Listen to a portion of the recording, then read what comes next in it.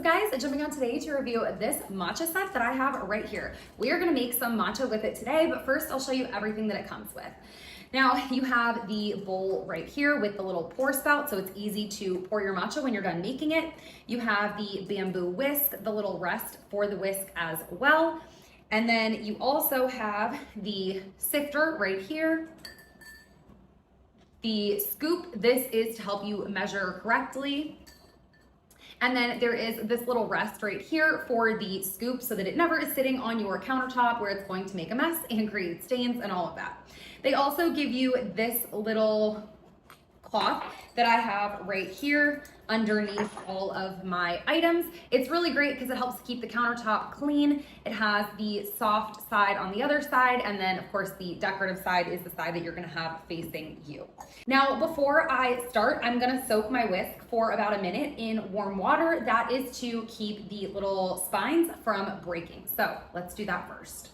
Now, in the little guidebook that they give you, they tell you exactly how to make the perfect matcha based on what you're trying to achieve. So if you're trying to make a matcha latte, a thicker matcha tea, a more thin matcha tea, they tell you how to do all of that. They even give you the recommendations for the water temperature, which is very important if you don't want bitterness in your matcha.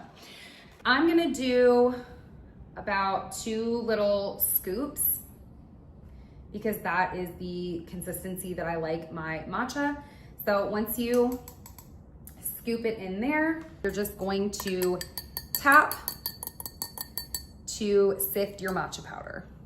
Okay, so now our powder is all sifted in there. You can see there are no chunks or anything like that that's gonna throw off your matcha experience.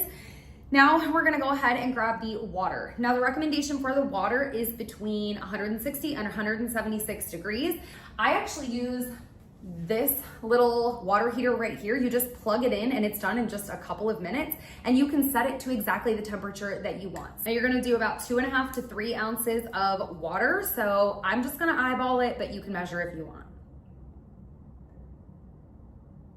We're gonna go ahead and take this and we're just gonna start making that zigzag motion in the bowl until you start to see a froth form, which is about 15 to 30 seconds after you start. You'll see that froth formed. And you're just gonna pour it in there. That is my matcha tea, and I am absolutely obsessed.